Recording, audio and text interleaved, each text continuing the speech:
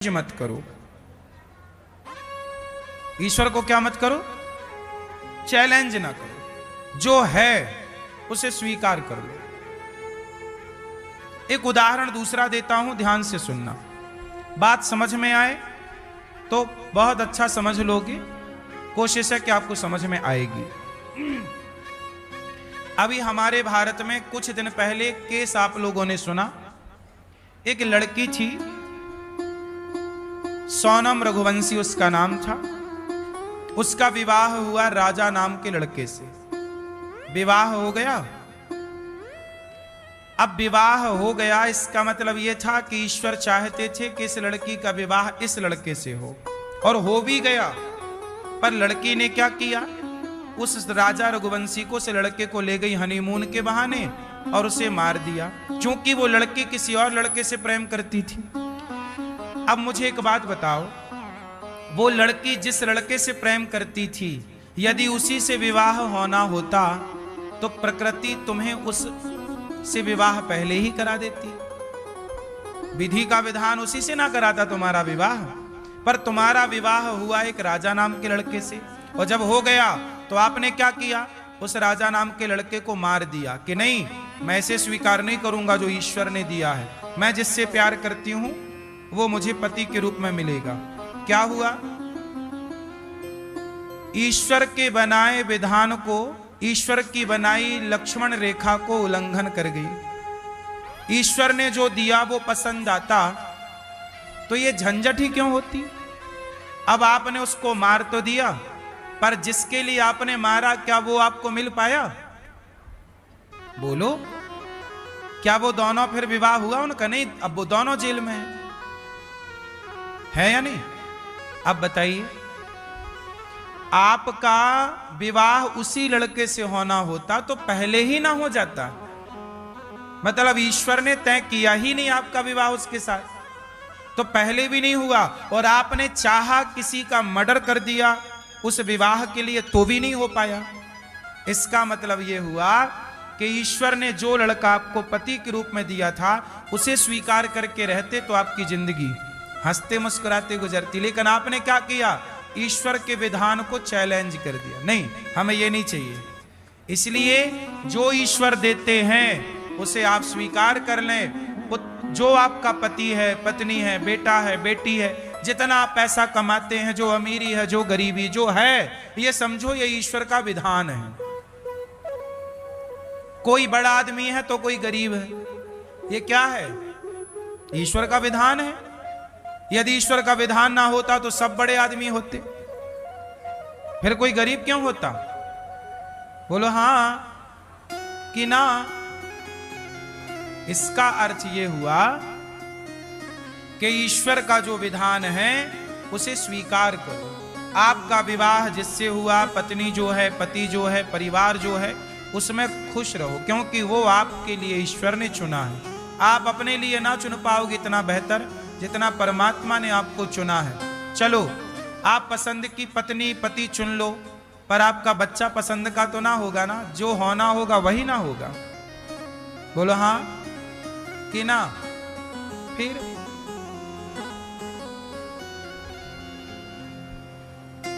आत्मदेव जी ने धुंधकारी को बेटा माना, पर उसने बड़े होकर खूब बरसाए लाठी डंडे। आत्मदेव जी रोने लग गए। तब गौकर्ण जी ने समझाया। गौकर्ण जी ने कहा, देहे स्थिमांस रुधिरे अभिमतिम त्यजत्वम जाया सुतादिषु सदा ममता विमुंच पश्यानिशं जगदिदं क्षणभंगनिष्ठं वैराग्य राग रसिको भवभक्तिनिष्ठः।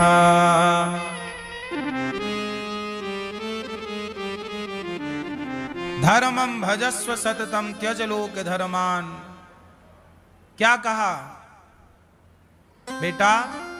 आत्मदेव जी के पुत्र ने, गौकर्ण जी ने समझाया, पिताजी आप क्यों रो रहे हो? तब पिता ने बोला, बेटे ने मारा, जिस बेटे के लिए मैंने इतना कुछ किया आज वो बेटा मार रहा है। तब गोकर्ण जी ने कहा, पिताजी आप ये क्यों कहते हो कि ये बेटा मेरा है? अरे क्यों ना कहें ये बेटा हमारा है। तब आत्मदेव जी को गोकर्ण जी ने कहा, यही अज्ञान आपको कष्ट दे रहा है। पता है आपको संसार दुखी क्यों है? क्योंकि अज्ञान का एक पर्दा पड़ा है सबकी आंखों के आगे। कौन सा पर्दा है? आप सारी जिंदगी क्या कहते हो, ये मेरा, ये मेरा, ये मेरा। ये कौन सा पर्दा है? अज्ञान का। अच्छा बताओ आपका क्या क्या है? आपका क्या है आप बताओ? है? घर आपका है और क्या है? शादी हो गई, बच्चे हो गए? आप बताओ आपका क्या क्या है?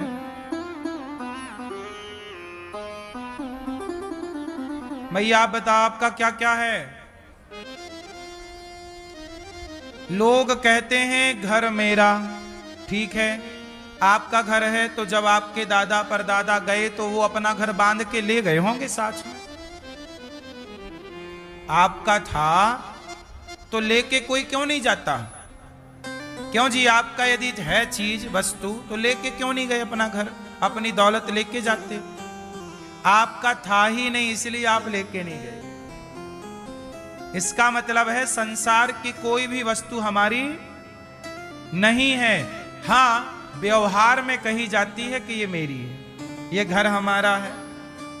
जब आप कहोगे ये घर हमारा तब घर का नंबर आएगा, तब सरकारी सिस्टम में वो दर्ज होगा और आपको सुविधाएं मिलेंगी। तो ये व्यवहार है, संसार तक ये व्यवहार काम करता है। सच्चाई तो ये है कि आपकी आंख भी आपकी नहीं है। ये आंख आपकी है नहीं? अभी तो आप कह रहे थे घर हमारा है, आप कह रहे हो आंख भी हमारी नहीं है। आंख किसकी है? उस ईश्वर ने आपको आंखें दी, ना देता तो आप क्या कर लेते? किसी को तो नहीं दी तो क्या कर रहा है वो? भाई कोई अंधा है तो अंधा है, क्या कर पा रहा है वो? ईश्वर ने जिसको दी उसको आंखें हैं, नहीं दी वो अंधा है। आपको पांव दिए, किसी को नहीं दिए। तो ईश्वर का दिया पांव, ईश्वर की दी आंख, ईश्वर का दिया शरीर, आपका कुछ भी नहीं है। पर आप सारी जिंदगी ये अज्ञानवश कहते हैं ये मेरा, ये मेरा, जबकि सच्चाई ये है कि आपका कुछ भी नहीं है। ये शरीर भी आपका नहीं।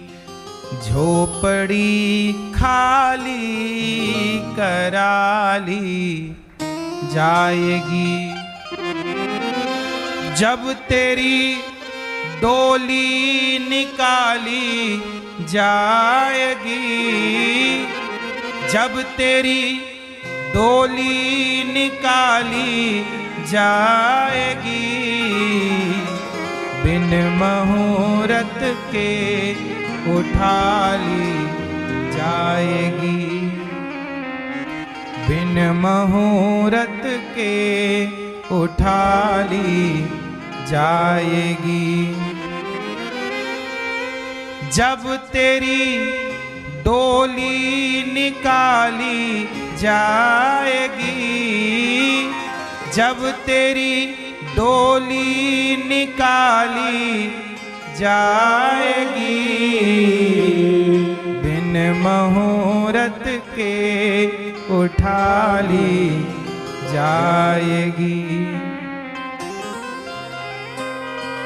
धन सिकंदर का पड़ा सब रह गया, सबसे बड़ा धन कमाने वाला व्यक्ति सिकंदर। धन सिकंदर का पड़ा सब रह गया, मरते दम लुकमान भी ये कह गया, ये घड़ी हरगिज न टाली जाएगी, ये घड़ी हरगिज न टाली जाएगी, जब तेरी डोली निकाली जाएगी।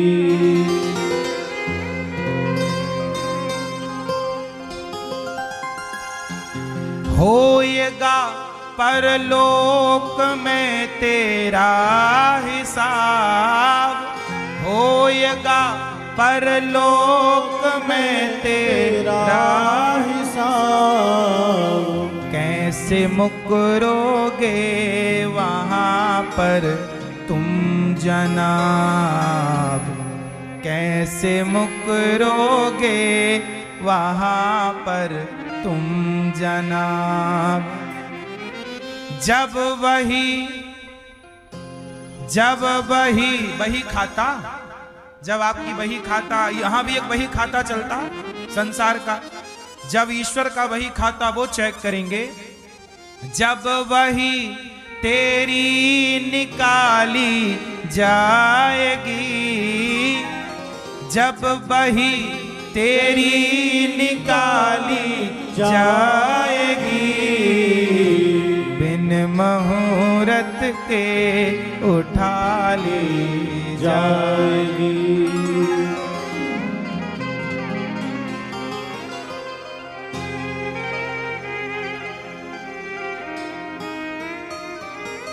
ऐ मुसाफिर क्यों पसरता है यहाँ, ऐ मुसाफिर। आप कौन हैं? हम सब, कोई 25 साल का, कोई 50 साल का, कोई 75 साल का, कोई 100 साल का, हम सब कौन हैं? जिंदगी एक सफर है सुहाना, यहाँ कल क्या हो किसने जाना। जिंदगी एक सफर, हम सब कौन हैं? मुसाफिर हैं हम तो चले जा रहे हैं, सुहाना सफर ये सुहाना सफर है। हम सब कौन हैं? हम सब मुसाफिर, आए और चले गए। कितने साल के लिए आए? कोई 10 साल, 50 साल, अधिक से अधिक आप लोग कितने साल रहोगे बताओ? अधिक से अधिक 100। 100 के बाद क्या रहोगे? हाँ या ना? तो आप कौन हो? मुसाफिर हो, परदेसी हो, परदेसियों से ना अखियां मिलाना। ये सब कौन है दुनिया के लोग? हम तो चले परदेस, हम परदेसी हो गए, छूटा अपना देश, हम परदेसी हो गए।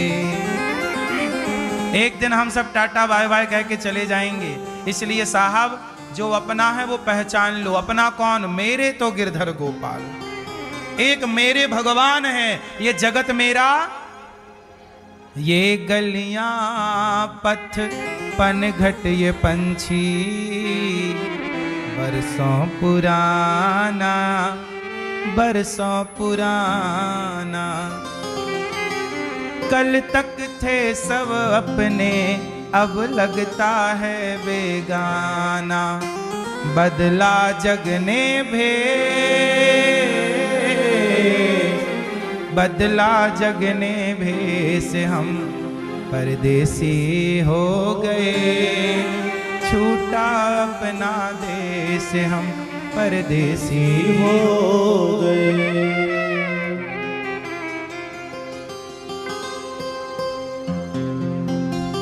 झोपड़ी खाली करा ली जाएगी, जब तेरी डोली निकाली जाएगी। ऐ मुसाफिर क्यों पसरता है यहाँ, ऐ मुसाफिर क्यों पसरता है यहाँ।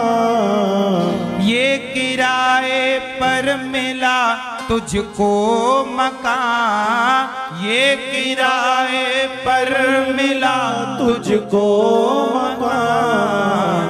कोठरी खाली करा ली जाएगी, ये शरीर भी आपका किराए का है या नहीं?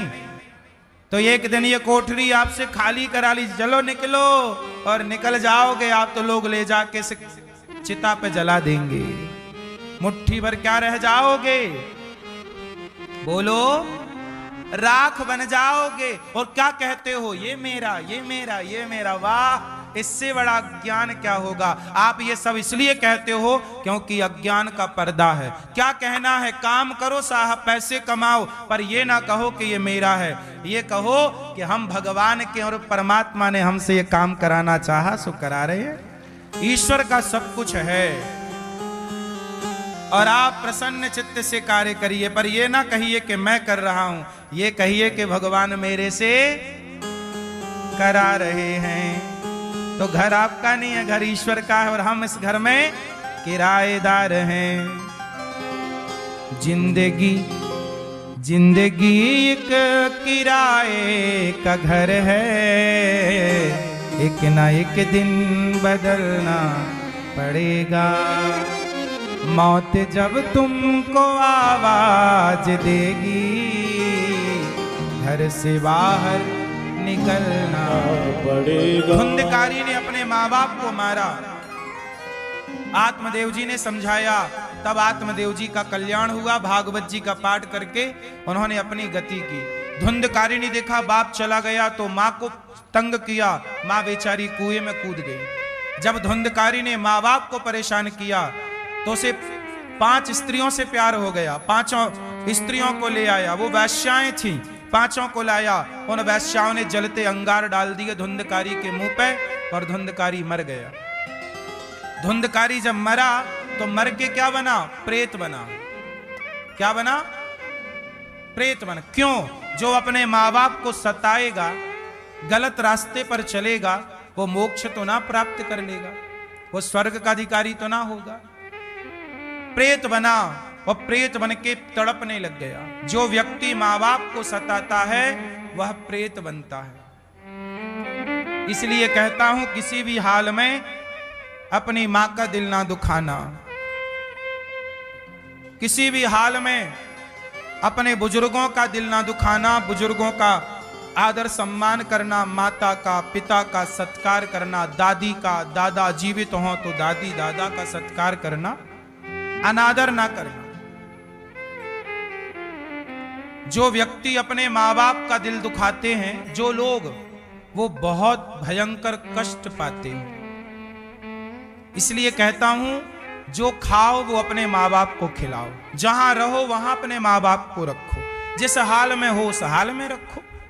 तुम नमक रोटी खाते हो तो माँ बाप को नमक रोटी खिलाओ, हलवा पूड़ी खाते हो तो हलवा पूड़ी खिलाओ, घुटकुटी, तुम घास की झोपड़ी में रहते हो तो माँ बाप को घास में रखो, महलों में रहते हो तो माँ बाप को महलों में रखो, पर माँ बाप को अपने से दूर ना करो। माँ बाप कभी अपने बच्चों से दूर नहीं होना चाहते, बच्चे ही माँ बाप से दूर होना चाहते हैं कि हमें अपने माँ बाप के संग नहीं रहना, शादी हो गई अब अलग रहेंगे, सेपरेट, जरूरत ही नहीं।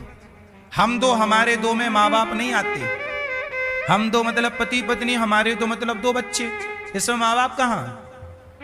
इसलिए लोग अपने माँ बाप को नहीं रखते। आज भारत में, पूरी दुनिया में देखिए, हर बूढ़ा आदमी लगभग आज अकेलापन का सामना कर रहा है। ना बूढ़ों के पास कोई बैठने वाला बच्चा, ना हंसने वाला बच्चा, ना कोई बात करने वाला बच्चा। बूढ़ा व्यक्ति अकेला है। बच्चे विवाह, कहते हैं बेटियां पराई होती हैं, ये गलत फहमी है लोगों को। बेटियां पराई होती हैं ये तो है, पर विवाह के बाद बेटे भी पराये हो जाते हैं, ये भी एक सत्य है। हाँ या ना? केवल बेटी विदा होती है ना साहब, कलयुग में बेटे भी विदा होते। शादी होने तो विदा हो जाएगा, रह जाएंगे तो केवल माता पिता अकेले। फिर उनका भी ब्याह, उनके बच्चे होंगे तो वो भी बच्चे फिर बड़े होंगे तो वो अकेले रह जाएंगे। यही क्रम चल रहा है। साथ में रहना कोई नहीं चाहता, डिस्टर्ब नहीं होना है किसी को। आजकल माँ बाप, बच्चों ऐसे सोचते हैं कि हमारे माँ बाप हमें डिस्टर्ब कर रहे हैं, जबकि ऐसा नहीं है। माँ बाप तो वो धागा है, जो पतंग ऊपर उड़ रही है ना, उस पतंग को किसी धागा ने रोक रखा है।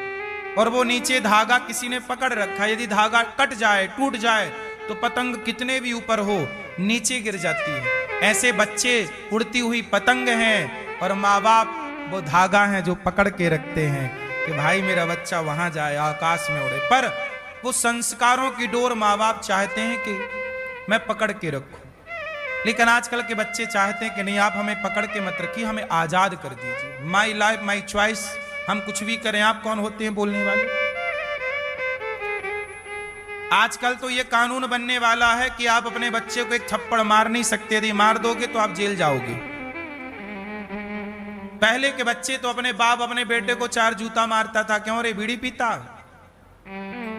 पहले बाप डांटता था बच्चों को, पहले बाप मारता था बच्चों को। बोलो हाँ। आज नहीं मार सकते साहब, अब तो कानून बन गए।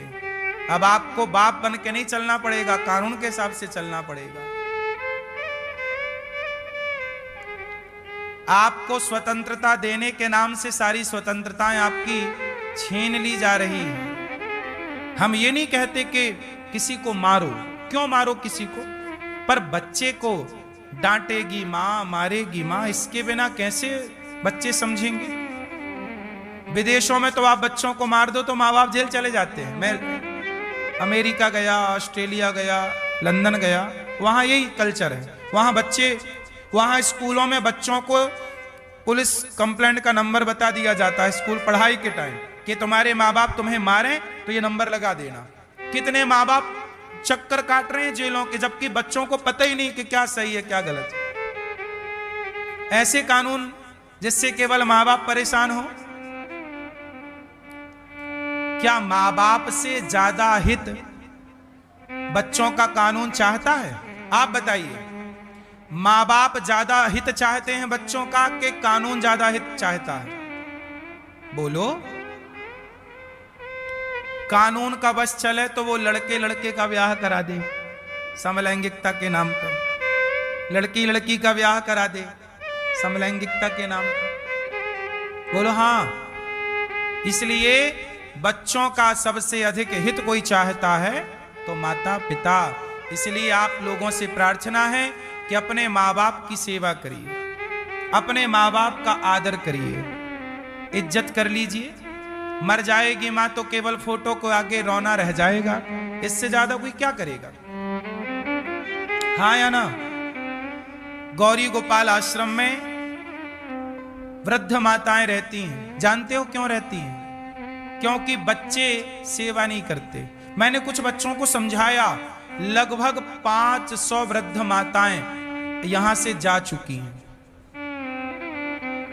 500 से अधिक ही।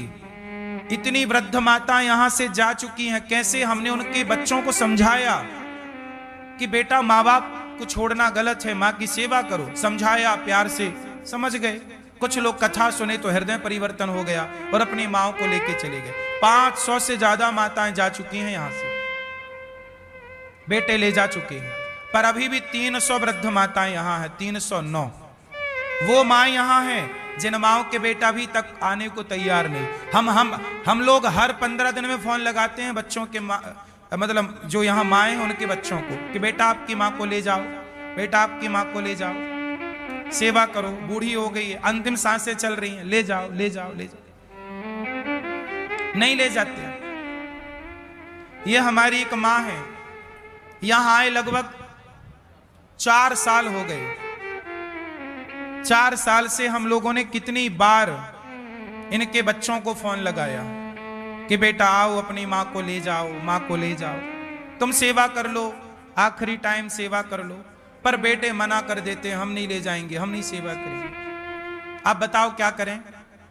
अब ये माएँ जरूरतमंद है या नहीं? कहां छोड़ दें? कहां खाएंगी ये, कहां रहेंगी ये, कैसे रहेंगी? जिस माँ ने बच्चों को पाल पोस कर बड़ा किया, तेल मालिश की, पेट भर के खवाया, मजदूरी कर करके माँ बाप बच्चों को पाल पोसते हैं, पालते पोसते हैं, और वही बच्चे एक टाइम बाद अपने माँ बाप को छोड़ देते हैं, अपनी माँ को घर से निकाल देते हैं।